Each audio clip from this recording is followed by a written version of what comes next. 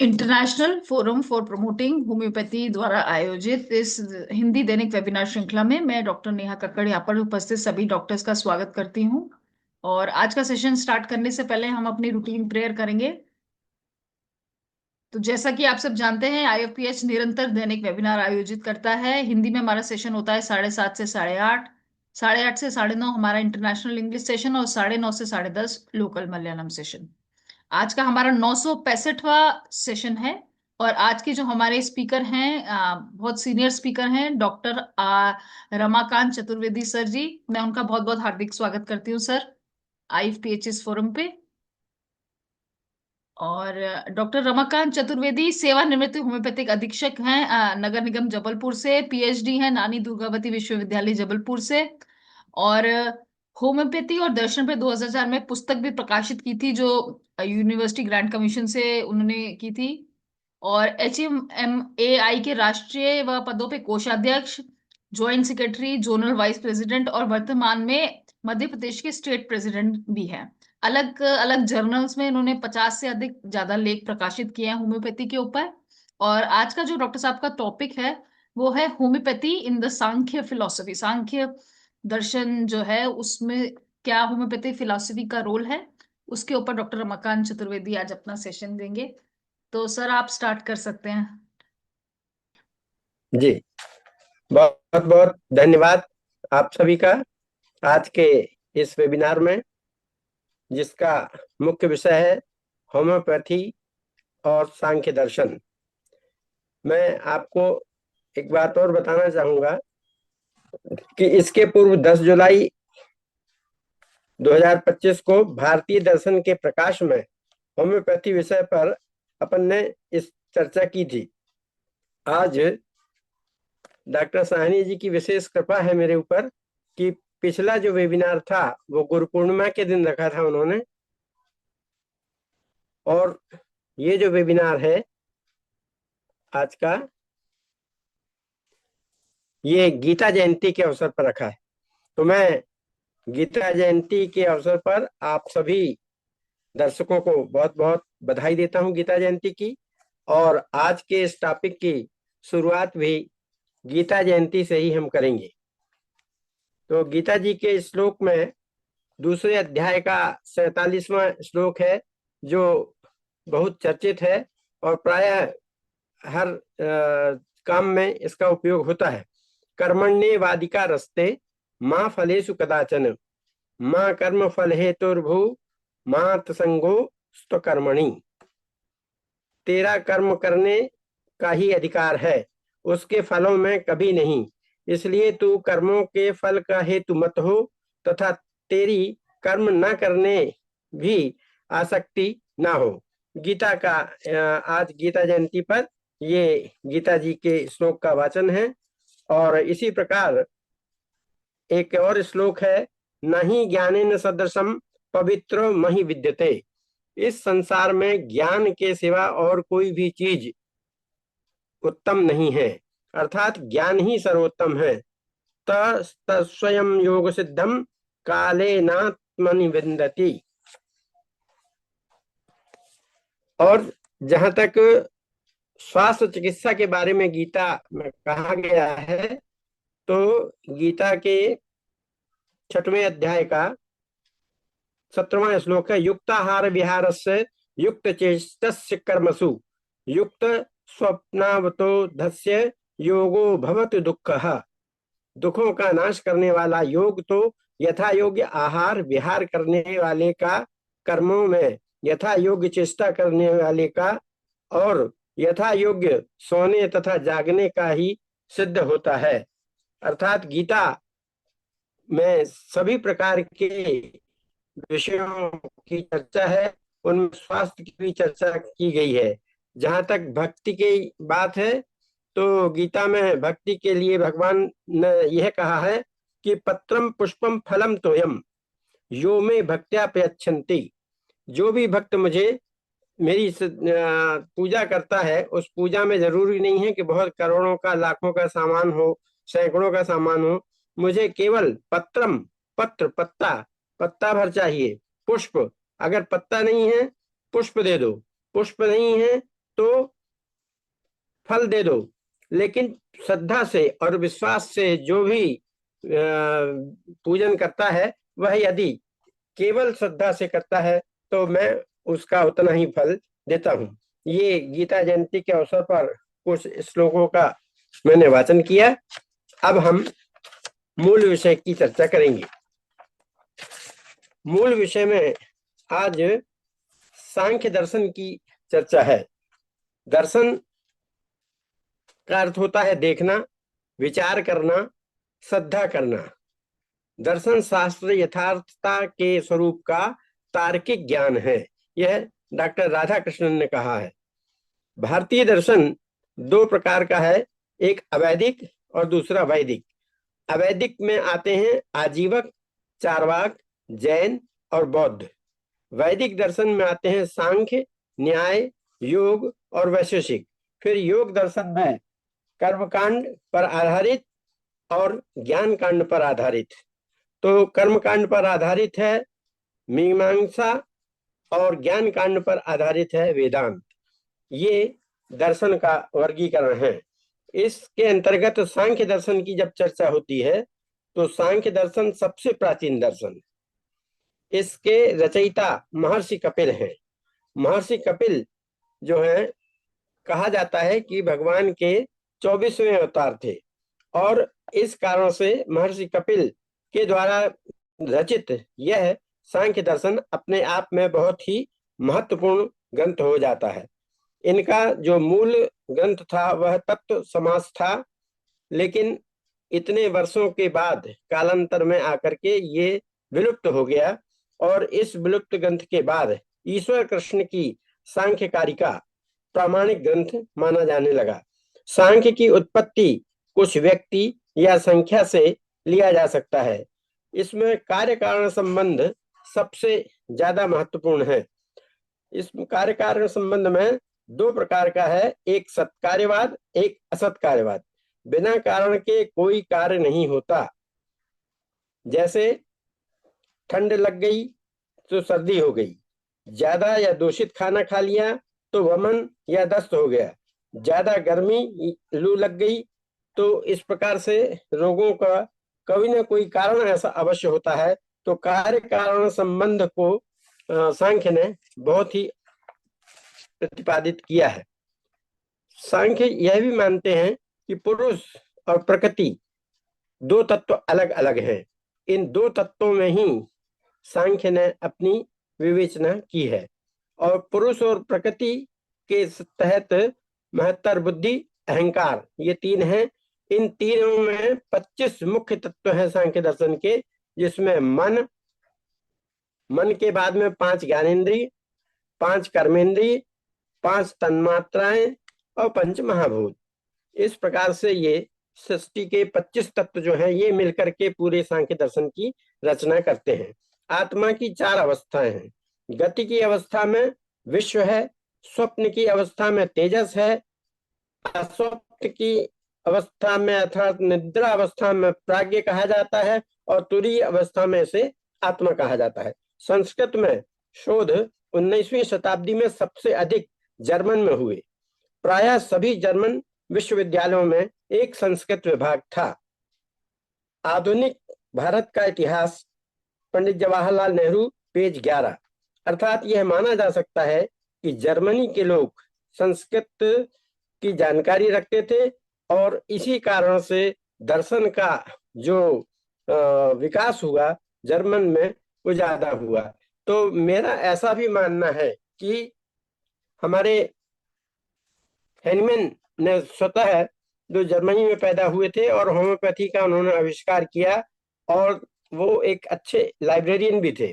तो लाइब्रेरियन होने के नाते उन्होंने निश्चित ही संस्कृत का अध्ययन किया होगा, और संस्कृत के जो सारभूत ग्रंथ हैं उनका अध्ययन करने से होम्योपैथी के और जो सिद्धांत हैं, जैसे एकात्मता का सिद्धांत और जीवनी शक्ति का सिद्धांत, ये सारे सिद्धांत जो हैं ये हेनिमैन ने हमारे दर्शन के अंतर्गत ही लिए हैं।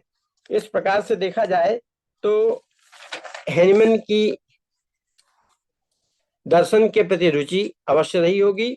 और यही कारण है कि होम्योपैथिक फिलॉसफी में जो कि उन्होंने आर्गनन पुस्तक लिखी, उसमें कहीं ना कहीं दर्शन का पुट अवश्य मिलता है। हमने इस बात को भी देखा है कि होम्योपैथी के अंतर्गत जितने भी दर्शन आते हैं उन सबके कुछ न कुछ सिद्धांत मिलते हैं, चाहे वो सांख्य हो, न्याय हो, योग हो, वैशेषिक हो, किसी भी प्रकार के दर्शन का इसमें समावेश मिलता है। विभिन्न दर्शनों में सबसे प्राचीन ग्रंथ था और सत्कार्यवाद। प्रायः सभी दर्शन में कार्य कारण सिद्धांत की चर्चा होती है। भारतीय दर्शन में इस प्रकार के दो मुख्य भेद हैं और यही सत्कार्य है। जैसे मिट्टी में घड़ा, बीज में तेल, दूध में दही इत्यादि ये कारण विद्यमान रहते हैं। सत्कार्यवाद के दो भाग हैं, परिणामवाद और विवर्तवाद। परिणामवाद के अंतर्गत कार्य की उत्पत्ति का अर्थ है कारण या समुचित रूपांतरित होना। जैसे दूध का परिणाम दही है तथा मिट्टी का परिणाम घड़ा है। परंतु विवर्तवाद कारण में जो विकार या रूपांतर परिलक्षित होता है वह वास्तविक न होकर आभास मात्र है। उदाहरण, रस्सी देखने से सांप का आभास होता है तो रस्सी में केवल सांप की प्रतीति मात्र होती है। सत्कार्यवाद के पक्ष में 5 तर्क दिए गए हैं। सांख्य कारिका में ईश्वर कृष्ण ने सत्कार्यवाद को सिद्ध करने के लिए निम्न व्याख्या की है। असद कारणात् दुपादान ग्रहणांतु सर्व संभवात शक्त शाक्य करणातु कारण भावाच्य सत्कर्म। असद कारणात अर्थात जो नहीं है, असत है यानी असत्य है, उसमें उत्पन्न करने की सामर्थ्य नहीं है। यानी असत से असत उत्पन्न नहीं हो सकता, सत्य से सत्य उत्पन्न होगा। उपादान ग्रहणात अर्थात कार्य की उत्पत्ति के लिए एक विशेष कारण उपादान की आवश्यकता होती है। जैसे आज हम ये जो वेबिनार कर रहे हैं, इस वेबिनार में इसका कारण क्या है? कारण लक्ष्य है हमारा होम्योपैथी को विकसित करना, होम्योपैथी के ज्ञान को प्रचारित करना, लेकिन उसका माध्यम क्या बना? ये आपका वेबिनार।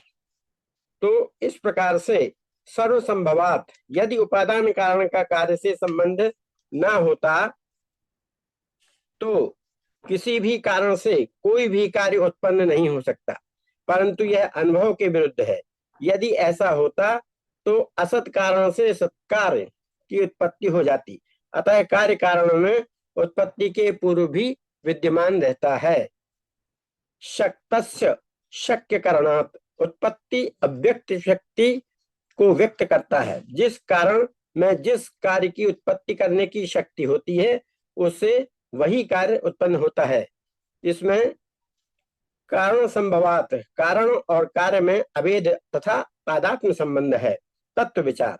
सांख्य दर्शन ने दुख के 3 प्रकार बताए हैं, आध्यात्मिक, आदिभौतिक और आदिदैविक। ईश्वर कृष्ण के अनुसार दुखत्रय का विनाश व्यक्त, अव्यक्त और ज्ञान इन तीनों के विवेक से होता है। अर्थात ये 3 तत्व माने गए हैं। ये सांख्य दर्शन के पहले अध्याय का 61वां श्लोक है।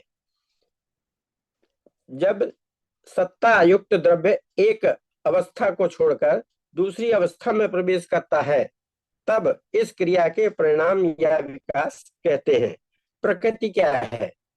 प्रकृति, सांख्य प्रकृति को मुख्य रूप से लेकर चलते हैं तो सांख्य कहते हैं कि प्रकृति शब्द 2 शब्दों के संयोग से बना है। प्र का अर्थ है प्रकर्ष, दूसरे तत्व का आरंभ करना प्रकर्ष है, एवं कृति का अर्थ है कार्य। कार्य बीज रूप में, शक्ति रूप में विद्यमान रहता है और यह कार्य शक्ति उत्पन्न करने से प्रस्फुटित होता है। इसको इस तरह से भी हम समझ सकते हैं कि जिस प्रकार से हमारी जो औषधियां हैं उन औषधियों में व्यक्ति के सारे लक्षण, रोग के सारे लक्षण उसमें विद्यमान रहते हैं। केवल उस लक्षणों से मिलने पर जब रोगी में वो लक्षण पाए जाते हैं तो हम उन्हीं से मिलती जुलती लक्षणों वाली दवा को देते हैं। और ये दवा जो है अपने आप में वह लक्षण प्रस्फुटित करती है जो उसमें पहले से विद्यमान रहते हैं। यह कार्य शक्ति उत्पन्न कार्य को प्रस्फुटित करती है। सत्ता का क्या प्रभाव है? असत्ता क्या है? क्या यह सत्ता में परिवर्तित नहीं हो सकती? उत्पत्ति ही अभिव्यक्ति है, आविर्भाव है। विनाश ही प्रलय है, तिरोभाव। उत्पत्ति ही विकास है एवं विकृति ही आच्छादन यानी ढांकना, प्रलय है। प्रकृति तीनों गुणों से निर्मित है, सत्व, रजस और तमस। इन तीनों गुणों से प्रकृति बनी हुई है। सत्व माने एसेंस, सार। रजस माने एनर्जी, शक्ति। व तमस माने इनर्शिया यानी निष्क्रियता। सत्व, रजस व तमस की समावस्था को ही प्रकृति कहते हैं। समस्त विषयों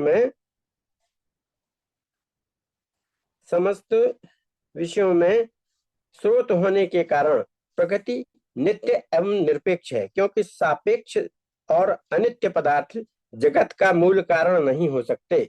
सांख्य कारिका में प्रकृति के अस्तित्व के 5 अनुमान बताए गए हैं। पहला कारण है उसका भेदानाम परिमाणात्। जगत की समस्त वस्तुएं सीमित, परतंत्र, सापेक्ष और शांत हैं, अतः उनको उत्पन्न करने वाला कारण असीम, स्वतंत्र, निरपेक्ष और अनंत प्रकृति ही होनी चाहिए। दूसरा है भेदानाम समन्वयात्। जगत की वस्तुएं भिन्न भिन्न होने पर भी कुछ सामान्य गुण रखती हैं, जिनके कारण वे सुख, दुख या मोह उत्पन्न करती हैं। सामान्य गुण समान रखने से, जैसे कई औषधियों में सिर दर्द समान है, पेट दर्द समान है और उल्टी समान रूप से लक्षण मिलते हैं, या अन्य ऐसे लक्षण हैं जो मेंटल सिम्टम्स हैं वो भी समान रूप से पाए जाते हैं, तब उनका वर्गीकरण विशेष लक्षणों के द्वारा, स्पेशलाइजेशन या इंडिविजुअलाइजेशन के कारण फिर हम उनको पृथक करते हैं कि नहीं, ये सामान्य से हटकर असामान्य लक्षण है। तब हम उसका वर्गीकरण कर सिलेक्शन ऑफ मेडिसिन और सिलेक्शन ऑफ पोटेंसी करते हैं। फिर भेदानाम समन्वयात्। जगत की वस्तुएं भिन्न भिन्न होने पर भी कुछ सामान्य गुण रखती हैं। सूत्र में बांधने वाला एक ऐसा सामान्य कारण होना चाहिए जिससे संसार की समस्त वस्तुएं उत्पन्न हों और जो समन्वय करने वाला हो। अब भेदानाम शक्तिता प्रवृत्तिश्च। सभी कार्य ऐसे कारणों से उत्पन्न होते हैं जिनमें वे वक्तव्य, अवक्तव्य या बीज रूप में निहित थे। यह शक्ति जगत के कारण प्रकृति में ही है। भेदानाम कारण कार्य कारण संभवात। कारण और कार्य के रूप में तत्वों का विभाग किया जाता है। जैसे महत कारण है और अहंकार उसका कार्य है। अहंकारी कार्यों का व्यक्त कारण महत विकार श्रृंखला का प्रथम मोती है। अतएव स्पष्ट है कि इसका कारण कोई अव्यक्त ही होगा। यह अव्यक्त ही प्रकृति है। भेदानाम अविभागात वैश्व स्वरूप। सांख्य ने कारण और कार्य में तादात्म्य माना है। सत्ता या सदस्य परिणाम के समय अर्थात वर्तमान से अतीत में जाकर कार्य अपने कारण में लीन हो जाता है। इस प्रक्रिया को क्रमशः प्रत्येक कार्य अपने कारण में लीन होता है। गुण, ये गुण सत्व, रजस और तमस हैं। इनकी साम्यावस्था ही अव्यक्त प्रकृति अथवा प्रधान है।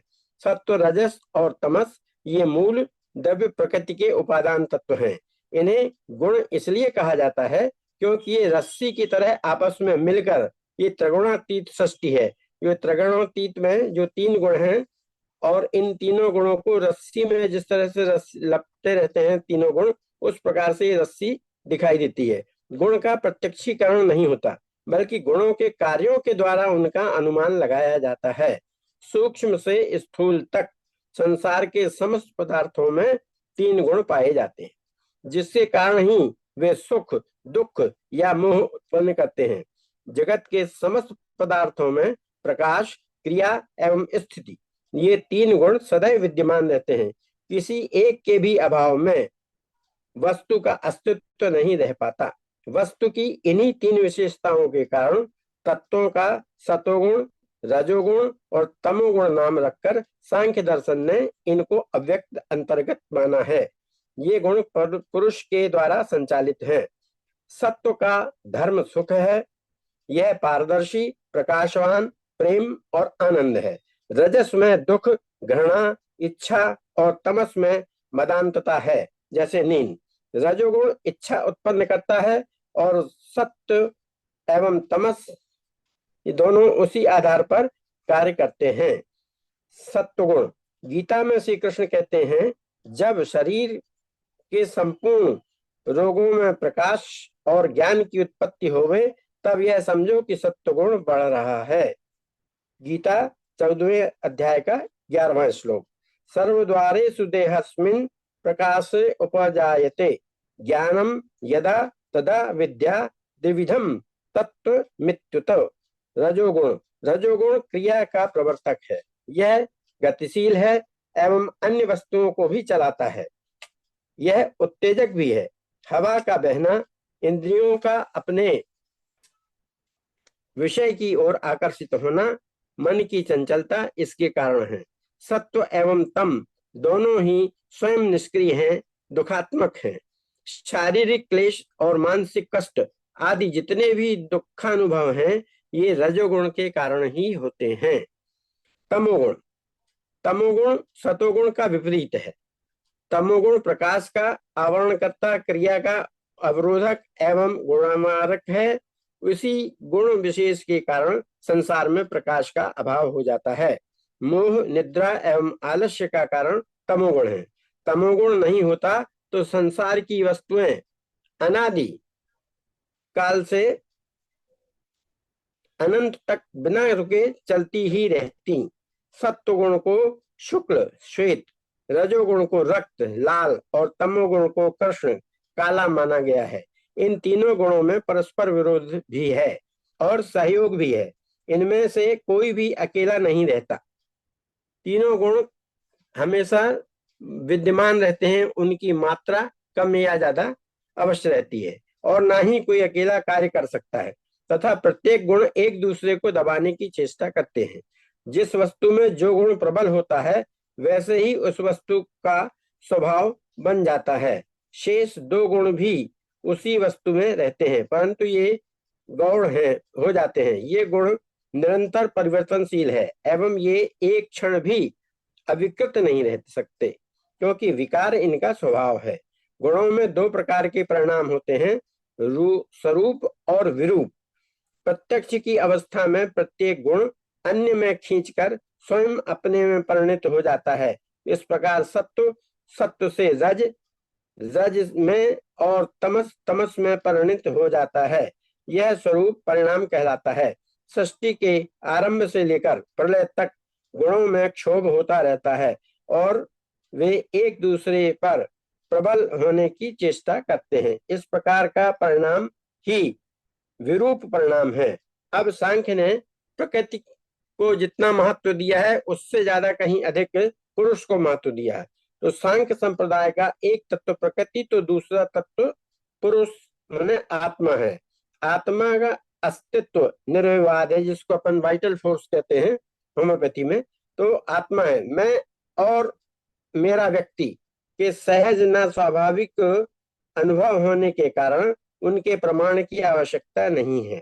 आत्मा के संबंध में एक मत होते हुए भी उसके स्वरूप में मतांतर है। जहाँ चार्वाक स्थूल शरीर को आत्मा कहते हैं, तो कुछ प्राण को तथा कुछ मन को आत्मा कहते हैं। न्याय और वैशेषिक अचेतन द्रव्य को आत्मा मानते हैं। वेदांत शुद्ध चैतन्य को आत्मा मानता है। सांख्य मतानुसार आत्मा माने पुरुष और शरीर, इंद्रिय, मन और बुद्धि से भिन्न है। आत्मा ज्ञाता के रूप में रहता है, वह ज्ञान का विषय नहीं है। आत्मा में कोई क्रिया न होने के कारण वह निष्क्रिय है। संघात परातत्वात्, समस्त जागतिक पदार्थ संघातमय हैं।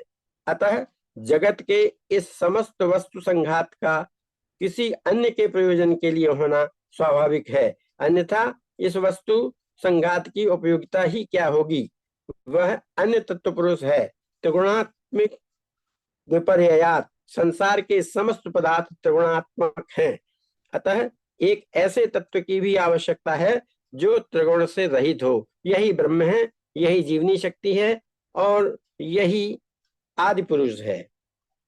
अधिष्ठानात् प्रकृति जन जड़ जड़ जगत का चेतन अधिष्ठाता परम अपेक्षित है। राजा एवं सांख्य का पुरुष भी अधिष्ठाता के रूप में जगत का नियंता है। अब भोक्त भावात संसार के समस्त विषय भोग योग्य हैं, अतः इनका भोक्ता होना भी आवश्यक है। कैवल्यात प्रवृत्तिश्च मोक्ष के लिए प्रवृत्त होना किसी ऐसे पदार्थ का सूचक है जिसकी विशेषता त्रिगुणात्मक प्रकृति से विपरीत हो। यह पदार्थ ही पुरुष कहलाता है। और इसमें अनेकांतवाद, सांख्य मत के अनुसार प्रत्येक जीव की पृथक पृथक आत्माएं हैं। भिन्न भिन्न व्यक्तियों के जन्म, मरण, ज्ञान और कर्म में स्पष्ट अंतर दिखाई देते हैं। यदि जीवों में एक ही आत्मा का अस्तित्व होता तो एक के जन्म एवं मरण की स्थिति में सभी का जन्म या मरण होता, तब फिर उनको सभी क्रियाएं भी समान होती। यदि पशु, पक्षी, मनुष्य, देवता सभी का की आत्मा एक समान होती तो फिर उनकी श्रेणियों का क्या प्रयोजन है। प्रकृति एक है, पुरुष अनेक है। प्रकृति विषयों का जड़ आधार है तो पुरुष उनका चेतना दृष्टा है। प्रकृति प्रमेय है तो पुरुष प्रमाता है। जगत जगत प्रकृति और पुरुष के संयोग का परिणाम है। जड़ प्रकृति पुरुष के संसर्ग से आती है, तभी संसार की उत्पत्ति होती है। प्रकृति पर पुरुष का प्रभाव किसी विचार के प्रभाव के समान शरीर पर पड़ता है। अनेक पुरुष सृष्टि नहीं कर सकता क्योंकि वह निष्क्रिय है। इस प्रकार जड़ होने के कारण अकेली प्रकृति भी सृष्टि निर्मित नहीं कर सकती। प्रकृति दर्शनार्थ ज्ञात होने के लिए पुरुष की अपेक्षा रखती है और पुरुष कैवल्यार्थ अथवा अपना स्वरूप पहचानने के लिए प्रकृति की सहायता लेता है। सांख्य मतानुसार सृष्टि का क्रम इस प्रकार है। सबसे पहले महत, महत के बाद बुद्धि का प्रादुर्भाव हुआ। यह प्रकृति का कथन विकार है। बाह्य जगत की सृष्टि में से यह विराट बीज स्वरूप है, यह महत है। आभ्यंतरिक दृष्टि से यह बुद्धि है और जीव में विद्यमान रहती है। इसको एक कवि ने इस तरह से भी सांख्य दर्शन में विवेचना की है प्रकृति और पुरुष के लिए कि प्रकृति एक इकाई है और पुरुष एक इकाई है। तो कवि कहता है कि ये मरत झुक झुकी परत जही चितवय एक बार।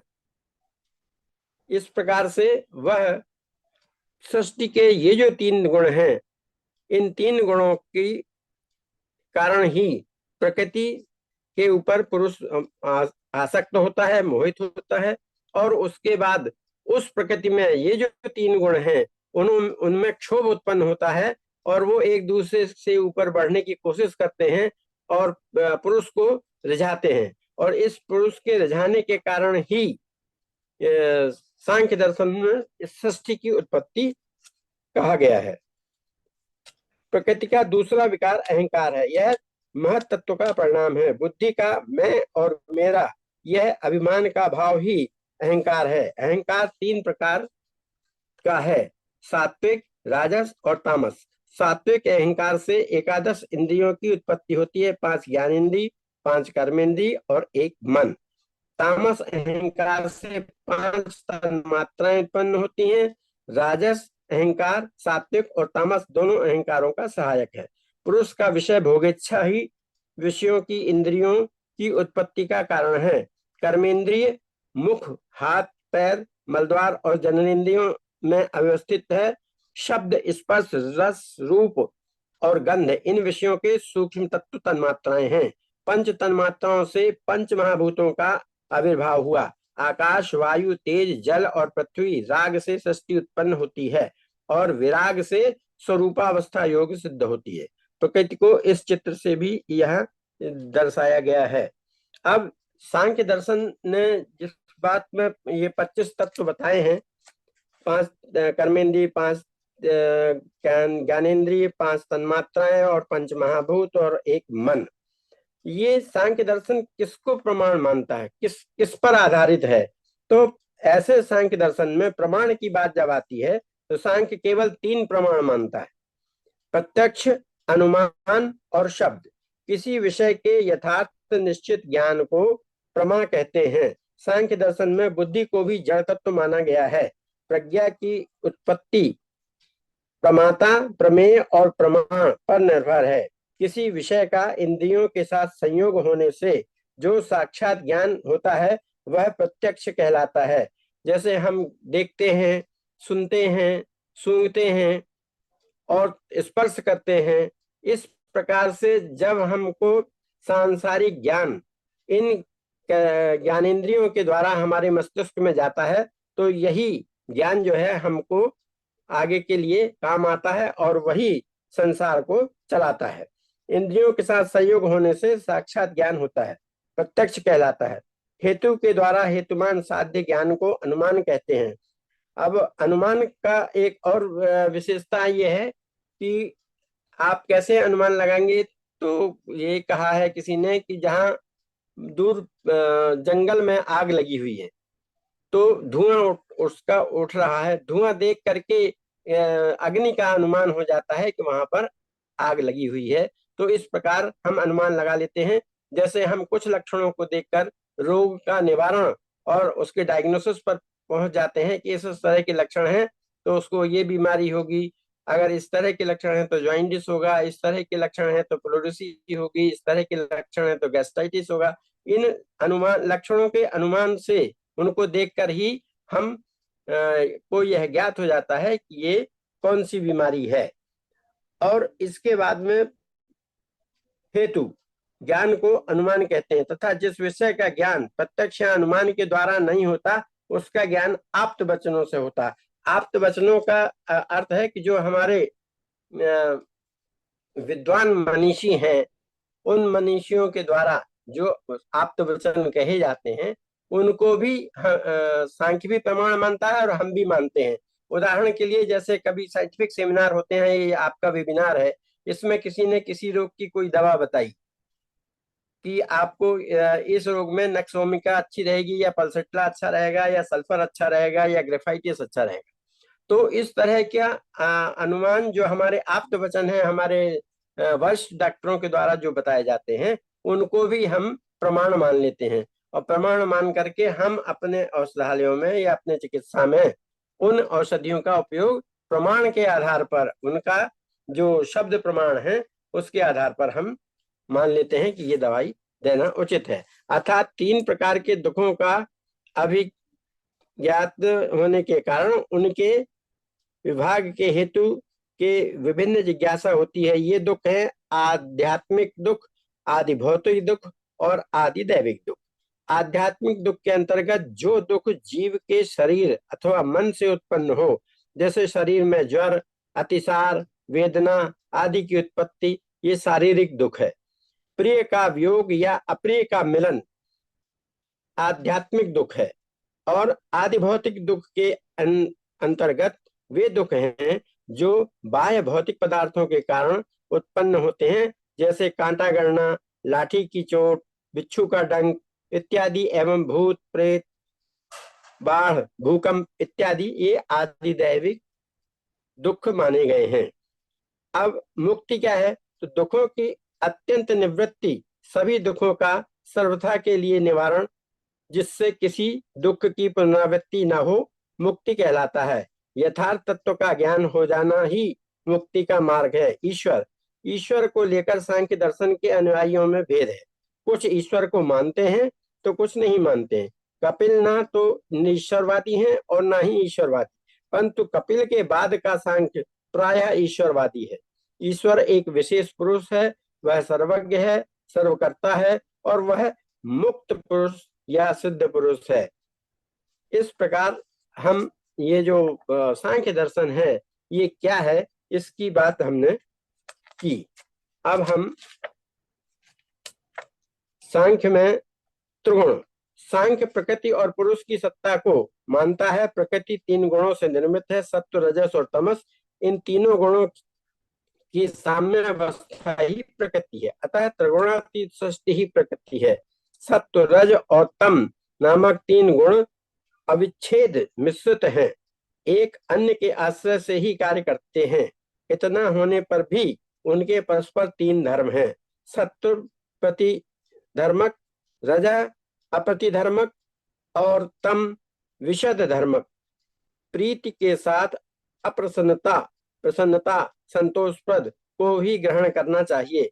अप्रीति के साथ क्रोधादि भाव को और विषाद के साथ निद्रादि भाव का ग्रहण ये दृष्ट होता है।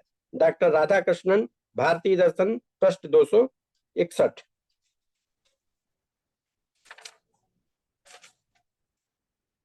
इसके पश्चात रामचरितमानस में भी त्रिगुण की व्याख्या की गई है। इसमें तत्व बहुत, रज कछु रति कर्मा, सब विधि सुख त्रेता कर धर्मा, बहु रज स्वल्प तत्व कछु तामस, द्वापर धर्म हरस भय मानस। तामस बहुत, रजोगुण थोड़ा, कलि प्रभाव विरोध चहु ओरा।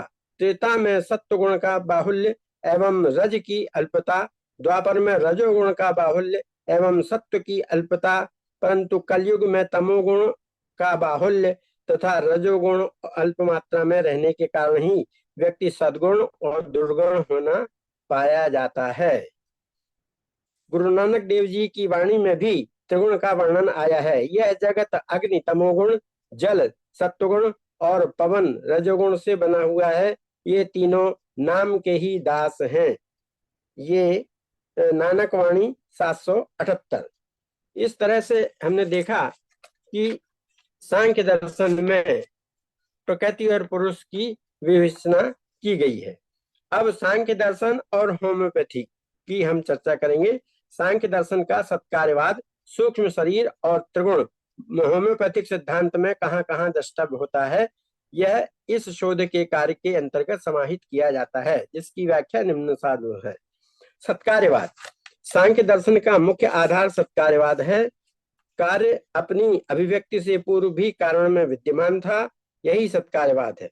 होम्योपैथिक दर्शन में औषधि के अंदर रोगी के लक्षण जो स्वस्थ व्यक्ति पर परीक्षण करने पर प्रकट होते हैं, वे अपनी अभिव्यक्ति स्वस्थ मनुष्य पर परीक्षण से पूर्व कारण औषधि में अंतर्निहित रहते हैं, और यह निर्विवाद सत्य है। सांख्य दर्शन का यही सत्कार्यवाद मत होम्योपैथिक दर्शन में इंगित होता है। दुख तत्व विचार में सांख्य तीन प्रकार के दुख मानते हैं: आध्यात्मिक, आदिदैविक, आदिभौतिक और आदिभौतिक और आदिदैहिक। चिकित्सा जगत में प्राप्त रोगों एवं उनके लक्षणों में ये तीन प्रकार के रोग लक्षण मिलते हैं, जिनसे होम्योपैथिक चिकित्सा भी अछूती नहीं है। शक्ति, सांख्य दर्शन ने शक्ति तश्चेति, शक्ति को प्रधानता दी है। होम्योपैथिक दर्शन इस शक्ति की व्याख्या दो प्रकार से करता है: जीवनी शक्ति के रूप में तथा शक्तिकरण सिद्धांत के रूप में, औषधि में छिपी शक्ति को उत्पन्न करके। अतः शक्ति की सत्ता को होम्योपैथिक दर्शन भी स्वीकारता है। राग विराग, राग विरागयोर योगः सृष्टि, जब प्रकृति अपनी कारण रूप अवस्था में कार्य रूप में आ जाती है, अर्थात प्रलय काल में तीन हुई सृष्टि जब जगत रूप में प्रकट होती है, उसी अवस्था को सृष्टि का उत्पन्न होना कहते हैं। परंतु ऐसा तभी होता है जब राग और विराग परस्पर मिल जाते हैं। सत्व, रज और तम, इन तीनों गुणों का मिलना राग है तथा इन तीनों गुणों से रहित स्थिति विराग है। होम्योपैथिक दर्शन में भी राग को रोग वृद्धि की अवस्था एवं विराग को रोग उपशमन की अवस्था कहा जा सकता है, एग्रावेशन एंड एमिलियोरेशन। दूसरे अर्थों में त्रिगुण ही मियाज्म है। मियाज्म माने 16 सिफिलिस साइकोसिस, त्रिविष। त्रिविष से रहित अवस्था स्वस्थ एवं संयोग अवस्था रोग है। अर्थात अगर ये साथ में रहेंगे तो रोग होगा, और ये तीनों मियाज्म से अलग व्यक्ति रहेगा, स्वतंत्र रहेगा, तो वह स्वस्थ रहेगा। आत्मा, सांख्य अनेक आत्मा को मानता है। ना द्वैतमात्मनो लिंगात तद भेदोत प्रतीते, अर्थात यह नहीं माना जा सकता कि आत्मा एक ही है, क्योंकि संसार में आत्मा अनेक है। कोई जन्म लेता है, कोई मरता है, कोई बीमार पड़ता है, तो कोई स्वस्थ रहता है, तो कोई सुखी, तो कोई दुख भोगता है। यदि सब में एक सी आत्मा होती तो सभी का साथ जन्म लेना और एक साथ मरते। इस प्रकार आत्मा का एक होना सिद्ध नहीं होता। होम्योपैथिक दर्शन भी यही बात कहता है कि प्रत्येक व्यक्ति के स्वभाव, शरीर, रचना, प्रकृति और आचार विचार समान नहीं रहते, इसलिए प्रत्येक व्यक्ति को एक संपूर्ण इकाई माना गया है। यही कारण है कि होम्योपैथी में प्रत्येक रोगी का निदान एवं औषधि पृथक पृथक है। इसमें पेटेंट नुस्खे नहीं आते। अतः होम्योपैथिक दर्शन अनेकात्मवादी दर्शन की श्रेणी में रखा जा सकता है।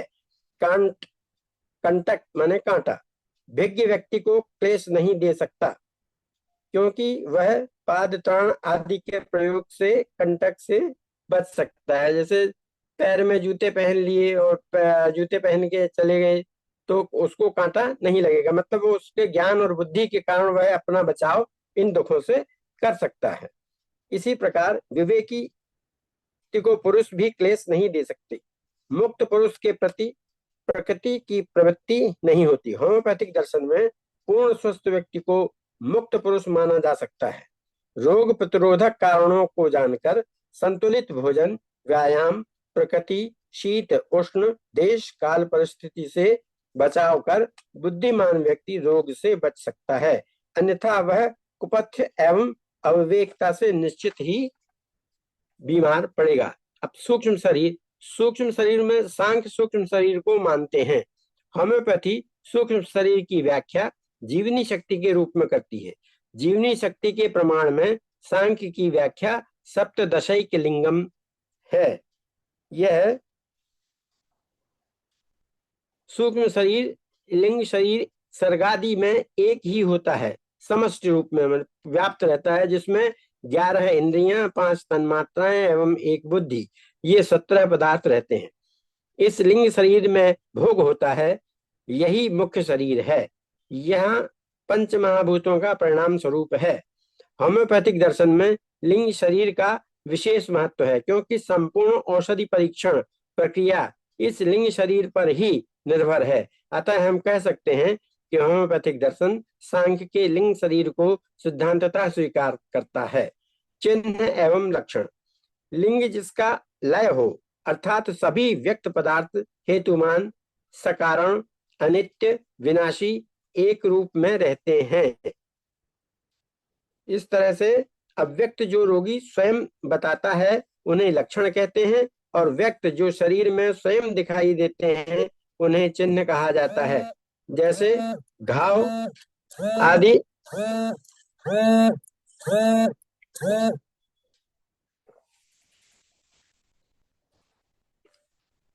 व्यक्त जो शरीर में स्वयं दिखाई देते हैं जिन्हें चिन्ह कहा जाता है। जैसे घाव, माता के दाने, मसे इत्यादि। अब सादृश्यता सिमिलरिटी। सभी सत्व व्यक्ति या साधर्म तत्व लघुता एवं प्रकाश करना है। सभी रजो प्रधान व्यक्तियों का साधर्म चलन उपष्टकत्व है। सभी तमोगुणी व्यक्तियों का साधर्म गुरुत्व माने आवर्तत्व है। एक साधर्म अन्य दो का वैधर्म है। होम्योपैथिक दर्शन सत्व का साधर्म लघुता, सूक्ष्म को सूक्ष्म मात्रा में औषधि प्रयोग सिद्धांत के रूप में मानता है, तथा गुणों एवं व्यक्तियों की समानता को लॉ ऑफ सिमिलर सादृश्य नियम के रूप में मानता है। यह होम्योपैथी का आधारभूत सिद्धांत है। त्रिगुण सत्व, रजस और तमस इन त्रिगुणातीत सृष्टि के मूल तत्व हैं। हैनीमैन ने भी अपनी पुरानी बीमारी मियाज्म को त्रिविश में ही समेटे रखा है, अर्थात त्रिगुण के लक्षण एवं त्रिविश के लक्षणों में बहुत कुछ साम्यता है, जिनकी व्याख्या त्रिगुण और त्रिविश के अंतर्गत की जा चुकी है। होम्योपैथिक दर्शन में सादृश्यता नियम, सूक्ष्म मात्रा नियम, लक्षण एवं चिन्ह की समानता सांख्य दर्शन में समान रूप से पाए जाते हैं। अतः हम कह सकते हैं कि सांख्य दर्शन की पृष्ठभूमि में होम्योपैथिक दर्शन प्रतिबिंबित होता है। होम्योपैथिक दर्शन के अंतर्गत जो और बातें कही गई हैं उनमें प्रकृति और पुरुष के बारे में जब बात आती है तो प्रकृति चेतना नहीं हो सकता, पुरुष मात्रा में, प्रकृति क्वालिटी में अनंत है। इसमें एक किसी ने कहा है कि इश्क का जो के नजारा मुफ्त में बदनाम है, इश्क का जो के नजारा मुफ्त में बदनाम है, हुस्न खुद बेताब है जलवा दिखाने के लिए। मतलब प्रकृति खुद पुरुष के सानिध्य में आने के लिए बेताब है और नाम लगता है पुरुष का प्रकृति के द्वारा कि ये पुरुष रिझा रहा है, जबकि प्रकृति खुद पुरुष के सामीप्य आने के लिए गतिशील रहती है। इस तरह से जब तक संसर्ग में ये नहीं आएगी प्रकृति और पुरुष, तब तक सृष्टि का निर्माण नहीं हो सकता। नर्तकी की तरह प्रकृति नाच रही है। एक दूसरे उदाहरण से इसको समझाया है कि जिस प्रकार एक नर्तकी होती है वो पुरुष के सामने जब नाचती है और नाच करके उसको रिझाने का प्रयास करती है, ठीक उसी प्रकार से सांख्य दर्शन में प्रकृति के द्वारा पुरुष को रिझाने की बात बताई गई है। इसमें एक बात और आती है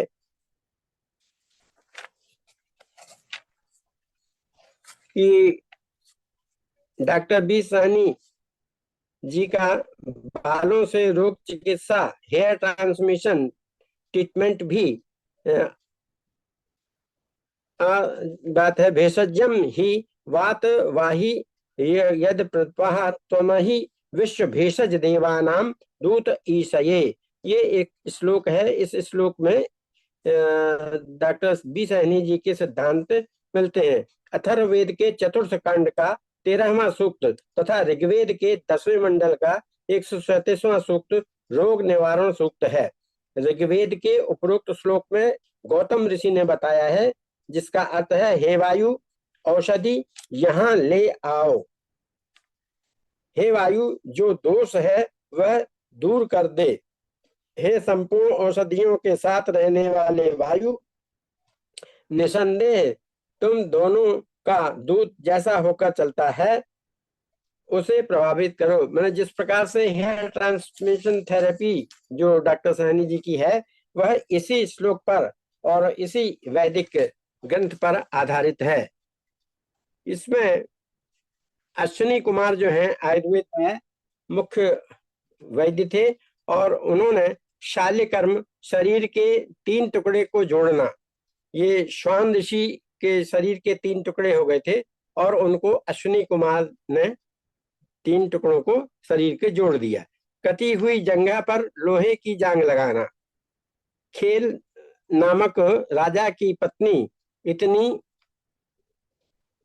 जिसका नाम विप्सला था, यह विप्सला युद्ध में बड़ी पारंगत थी और युद्ध में बहुत मातहत इसको हासिल थी। तो एक बार युद्ध करते समय उनकी जांग जो है वह अलग हो गई शरीर से और उसको फिर अगस्त ऋषि ने अश्विनी कुमार से प्रार्थना की और उन्होंने लोहे की जांग लगा दी। वृद्ध से युवा करने की जो कला थी वो चमन ऋषि के पास थी। स्वास्थ्य पर इस प्रकार हम देखते हैं कि हमारे भारतीय दर्शन के अंतर्गत जितनी भी प्रकार की विधाएं हैं वो कहीं ना कहीं किसी न किसी रूप में विद्यमान हैं। अब एक बात और आती है कि हम लोग कहते हैं कि होम्योपैथिक कॉन्फ्रेंस या एलोपैथिक कॉन्फ्रेंस या आयुर्वेदिक कॉन्फ्रेंस या आजकल और कॉन्फ्रेंसों का प्रचलन चल गया है। तो स्वास्थ्य पर प्रथम कॉन्फ्रेंस का वर्णन भाव प्रकाश पर्व खंड 1:19 इसमें आता है। आते ऋषि ने कहा, मैं क्या करूं, कहाँ जाऊं, मैं किसी व्यक्ति को रोग से ग्रस्त नहीं देख सकता। ये हर फिजिशियन ये चाहता है कि उसका जो मिलने वाला है या जो रोगी है वो स्वास्थ्य लाभ प्राप्त करे। तो कहाँ जाऊं, क्या करूं, यह आवाज केवल अत्रि ऋषि की नहीं थी। अत्रि ऋषि ने तो कहा, अपितु प्रत्येक ऋषि की थी कि किसी भी व्यक्ति को रोगी नहीं रहना चाहिए, सबको निरोग रहना चाहिए। इसलिए बिना बुलाए सभी ऋषि हिमालय प्रदेश में एकत्र हो गए। ये प्रथम चिकित्सकों का कॉन्फ्रेंस कहें या ऋषियों का कॉन्फ्रेंस कहें, सम्मेलन कहें, जिसमें व्यक्ति के स्वास्थ्य के बारे में चिंता की गई और वहां पर सबने मिलकर के इसकी चर्चा की। एक बात और आती है कल्याण के आरोग्यांक। कल्याण के आरोग्यांक में, जिसको मैं यहाँ दिखा रहा हूं, ये कल्याण का आरोग्यांक है। इस में यह 2001 जनवरी फरवरी में प्रकाशित हुआ था। उस ग्रंथ के विभिन्न चिकित्सा पद्धतियों पर लेख हैं। उनके पृष्ठ संख्या 277 में औषधि ऊर्जा प्रसारण बाल केश चिकित्सा के लेखक डॉक्टर अश्विनी कुमार जी ने डॉक्टर बी सहनी जी के इस खोज का उल्लेख किया है। मतलब उन डॉक्टर बी सहनी जी के लेख खोज के बारे में डॉक्टर अश्विनी कुमार जी ने इस आरोग्य अंक में प्रकाशित किया है और ये लेख हमारे पास सुरक्षित है। इसी प्रकार से तो यह कहा जा सकता है कि ये जो हेयर ट्रांसप्लांट थेरेपी है, ये कहीं ना कहीं हमारे वैदिक काल की ही मान्यता रूपी लक्ष्य को लेकर चल रही है। एक और उदाहरण मिलता है। उस उदाहरण के अंतर्गत हम ये देखते हैं कि सत्व रजस और तमस, ये जो त्रिगुणातीत सृष्टि है, इसमें किस होम्योपैथ ने अच्छा काम किया। तो मुझे ये पुस्तक मिली त्रिदोष एंड होम्योपैथी। ये त्रिदोष और होम्योपैथी जो है विनय तोष भट्टाचार्य इनकी लिखी हुई पुस्तक है। इसमें सत्व रज और तम किस प्रकार से रोग उत्पन्न करता है, किस तरह के रोग होते हैं, किस रोग में कौन सा तत्व ज्यादा है, किस रोग में कौन सा तत्व कम है और उसकी क्या औषधि है, इसका पूरा वर्णन उन्होंने समीक्षात्मक रूप से इस पुस्तक में दिया हुआ है। तो उन्होंने 5 प्रकार की वायु बताई है। 5 प्रकार की वायु में प्राण, उदान, समान, व्यान और अपान। इस प्रकार से वायु, अग्नि और पानी के ऊपर ही उनकी पुस्तक और ये सत्व रज और तम के ऊपर ही गुणातीत में इस पुस्तक को लिखा गया उन्होंने। तो अग्नि में पाचक, राजक, साधक, आलोचक और भ्राजक तथा पानी में क्लेरक, अवलंबक, बोधक, तारपक और श्लेष्मा माने फ्लैग, जिसको अपन कफ कहते हैं।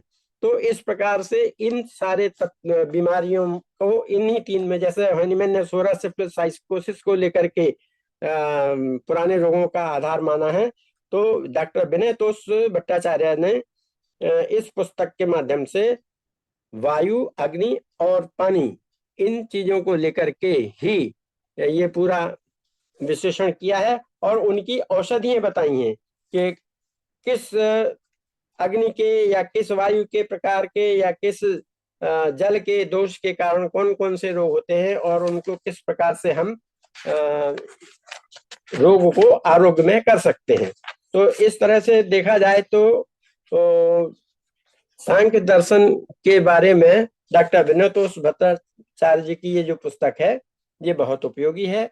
और सांख्य के ऊपर जो भी मैंने ये काम किया है, उसमें कहीं ना कहीं होम्योपैथी के सारे सिद्धांत और मतांतर मिलते हैं।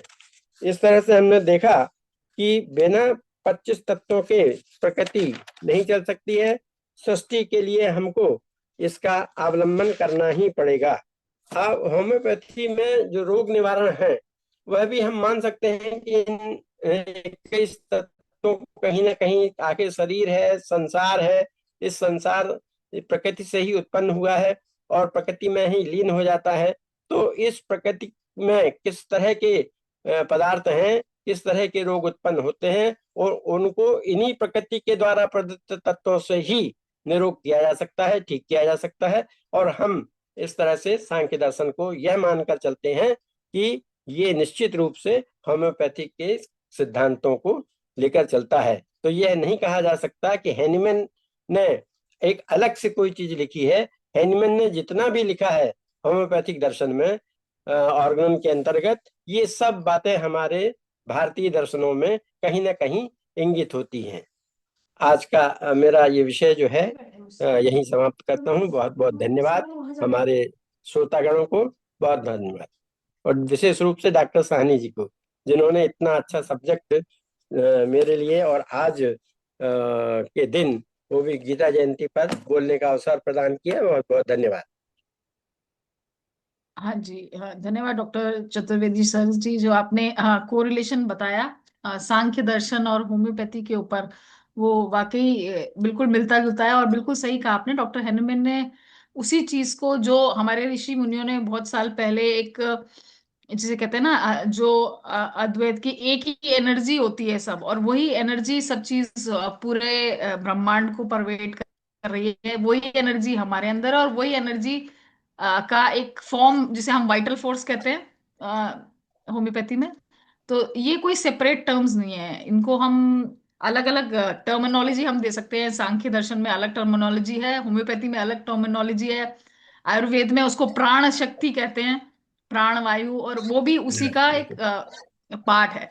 हाँ जी, तो वो एनर्जी सब जगह सेम है। तो होम्योपैथी का काम यही है कि इस एनर्जी को, जो डिजीज हो जाती है वो किसी वजह से इन्फ्लुएंस हो जाती है, जिसे हम कहते हैं मोरबिफिक इन्फ्लुएंस या मियाजम या जो भी हम नाम देते हैं, होम्योपैथी उसको नेचुरली उस एनर्जी को अपने लेवल पे लेके आती है। और आज की रिसर्च में भी यही प्रूव हो रहा है कि एनर्जी बेस्ड सिस्टम है होम्योपैथी, और एनर्जी ही जी। सांख्य फिलॉसफी का मेन कोर है। तो ऑब्वियसली जी। बिल्कुल कोरिलेशन है उसके साथ, और डॉक्टर हैनमैन ने उसको ही एक तरह से री किया। जो ईस्टर्न फिलॉसफी है, और डॉक्टर हैनमैन की वेस्टर्न, वेस्ट से आई, लेकिन वो फिलॉसफी ईस्टर्न ही है। और आज की डेट में हम इस चीज को और जानते जा रहे हैं कि ये कितना इंपॉर्टेंट है इस चीज को रिकॉग्नाइज करना। तो बहुत बहुत बढ़िया सेशन था डॉक्टर चतुर्वेदी का। हाँ, यहाँ पे डॉक्टर राम परवेश शाह सर जी कुछ कहना चाहते हैं। चलिए, thank you doctor Neha ji, and congratulation हमारे बुजुर्ग चिकित्सक डॉक्टर चतुर्वेदी सर। प्रणाम, नमस्कार। बहुत अच्छा आपने सांख्य दर्शन के बारे में बताए और होम्योपैथिक से कोरिलेट किए। तो हमारे रामचरित्र मानस में भी एकदम सेम होम्योपैथिक दिए हैं। जी हाँ। जी हाँ। मानस, मानस रोग जी सुनहु हाँ। तात, main cause of disease according to law of homeopathic science, psora जी। साइकोटिक सिफिलिटिक, आयुर्वेदिक साइंस वायु पित्त कफ, एंड जो है allopathic science viral bacteria parasite. तो हमारे रामचरित्र मानस में लिखे हैं, सुनहु तात मानस रोगा, जिनते दुख पावहि सब लोग। सर ये अपनी इनविजिबल बुक का में कवर मेन दिखा रहे हैं, कॉज हाँ ऑफ जी। में, मेरी हाँ मेरी मेन, मेरी हाँ पुस्तक है, इसमें सारा उल्लेख सारे वेद ठीक ठीक शास्त्रों का, ठीक। पुराण का, रामायण का, लेकिन महाभारत का दिया हाँ हुआ है। जी। लेकिन हाँ होम्योपैथिक जी सर। का कुछ कहना है कि main cause of disease invisible, जिसको देखा नहीं जा सकता नहीं है, जा सकता। जाना जा सकता है, जो है जो है काम बात कफ लोभ अपारा, क्रोध पित्त नित छाती जारा, जाति जा तीनों रहा। भाई करही प्रीति, उपजही सनपात दुखदाई, विषय मनोरथ दुर्गम नाना, तेसव नाम सुल को जाना, ममता दादुक। राम बाबा शाह सर इसलिए जी, हमारा एक एक टाइम ओवर हो बहुत रहा है सर। वाइटलिटी बताए हैं कि जो है पर हाँ जी सर। बहुत बहुत धन्यवाद आप सभी का। हाँ जी, तो डॉक्टर चतुर्वेदी ने एक बहुत बढ़िया सेशन दिया सांख्य दर्शन और होम्योपैथी के कोरिलेशन के ऊपर, और मैं उनका बहुत बहुत धन्यवाद करती हूँ आज के सेशन के लिए। आशा करती हूँ आगे भी इसी तरह के लिए नॉलेजेबल सेशन सर हमारे साथ लेके आएंगे। और उनकी जो बुक है होम्योपैथी और दर्शन, सर ये कहाँ पे अवेलेबल है? ये दिल्ली में है, न्यू भारतीय बुक कॉरपोरेशन। अच्छा सर, हाँ, ऑनलाइन नहीं है इसमें सर? नहीं, ऑनलाइन तो नहीं है। ओके ओके, तो सर हाँ, सर मेरे से मेरे पास में कांटेक्ट, सर आप मिल अपना कांटेक्ट सकती। नंबर दे दीजिए। हाँ जी। हाँ, 940 हाँ जी। 70 हाँ जी। 22 405। ये 400 रुपए की हाँ जी पुस्तक है। जी। हाँ जी। इसमें सारे जिसको वेद भी ये शास्त्र पुराण उपनिषद महाभारत का होम्योपैथिक सिद्धांत ओके कहाँ कहाँ है, इसका वर्णन किया गया है।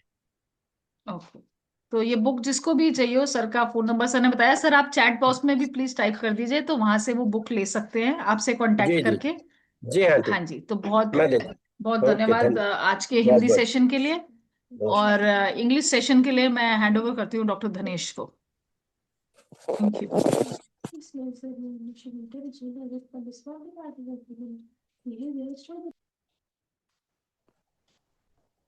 यू।